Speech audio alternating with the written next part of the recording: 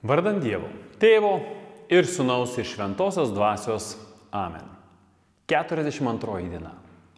Į tave, Marija, nuolankiai aukščiausia tarnaitė, kuri pažina jaunos širdies sumišimą amžinojo Dievo pasiūlymo akivaizdoje. Su pasitikėjimu te žvelgia į tave 3 tūkstantmečio jaunuoliai. Padaryk juos sugebančius priimti tavo Sūnaus kvietimą savo gyvenimą padaryti visišką dovaną Dievo garbei. Duok jiems suprasti, kad tarnavimas Dievui pripildo širdį ir kad tik tarnaujant Dievui ir jo karalystei save išpildome pagal dieviškai planą. Jėzaus elgesys tikrai yra paradoksalus meilės elgesys. Dar prieš kalbėdamas mums apie kančią, prieš pats žengdamas į kančią, apie kurią Jėzus žino ir kurios laukia, Jėzus neieško savo paguodos arba ramybės, jis iš anksto bando sustiprinti savo mokinius, kad atėjus laikui jie nesutrebėtų. Šiandien noriu pasiūlyti jūs pabūti su vienu nuostabiausių tekstų iš Evangelijos pagal Joną, tam, kad apmąstytume tą vienybę, į kurią esame kviečiami. Taigi, pasiimkite Bibliją, atsiverskite Evangeliją pagal Joną, 14 skyriaus, 1-2 ir 16-23 eilutės. Jėzus pakėlė akis į dangų ir prabilo: Tėve, atėjo valanda. Pašlovink savo sūnų, kad ir sūnus pašlovintų tave ir tavo duota galia į visus žmonės teiktų amžinai gyvenimą visiems, kuriuos jam esi atidavęs.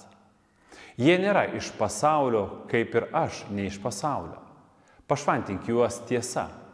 Tavo žodis yra tiesa. Kaip tu esi mane atsiuntęs į pasaulį, taip ir aš juos pasiunčiu į pasaulį. Dėl jų aš pašventinu save, kad ir jie būtų pašventinti tiesa. Ne tik už juos aš meldžiu, bet ir už tuos, kurie per jų žodį mane įtikės. Tegul visi bus viena. Kaip tu, Tėve, manyje ir aš tavyje. Tegul ir jie bus viena mumyse, kad pasaulis įtikėtų, jog tu esi mane siuntęs. Ir tą šlovę, kurią esi man suteikęs, aš perdaviau jiems, kad jie būtų viena, kaip mes esame viena. Aš juose ir tu manyje. Kad jie pasiektų tobulą vienybę ir pasaulis pažintų, jog tu esi mane siuntęs ir juos myli taip, kaip mane mylėjai. Šiuo metu pats laikas sustabdyti video ir lėtai, neskubant, paskaityti šią ištrauką dar kartą. Nebijokite sustoti ties tai žodžiais, kurie jūs užkabina. Skaitykite. Sveiki sugrįžę. Dabar atkreipkite dėmesį, kaip dažnai Jėzus kreipiasi tekste į tėvą. Pagalvokite, ką reiškia atėjo valanda. Pirmiausia, Evangelijos kontekste, ką tai reiškia Jėzui, o tada, ką tai reiškia jums. Ar jūsų gyvenime valanda jau atėjo, ar jos vis dar laukite? Ko reikia, kad ta valanda ateitų? Ką reiškia būti pašventintiems tiesa? Ką jūsų nuomonė reiškia būti viena? Ir šioje vietoje žiūrėkite ne į kitų elgesį, kaip jie turėtų elgtis, kad jaustumėtės viena su jais. Bet ką reiškia jums savo gyvenime, keičiant savo elgesį, kad jie jaustųsi viena su jumis ir su Jėzumi. Kai Jėzus kalba apie tai, iš ko pasaulis pažins, kad esame jo mokiniai, ką jis sako, jis kalba mums apie meilę tarp mūsų. Ką reiškia ši meilė jums? Kokiais savo veiksmais siekite šią meilę kurti ir palaikyti su kitais savo broliais ir seserimis Kristuje? Kaip skirtingai tos pačius Jėzaus žodžius mes girdime šiandien ir kaip skirtingai juos galėjo girdėti Jėzaus klausytojų tais laikais. Kai Jėzus kalba apie savo tėvo namus, ką mes galvojame? Mes galvojame apie dangų. Tačiau Jėzaus tuometiniams klausytojams tai galėjo kelti asociacijas su šventykla, nes ten buvo Dievo namai.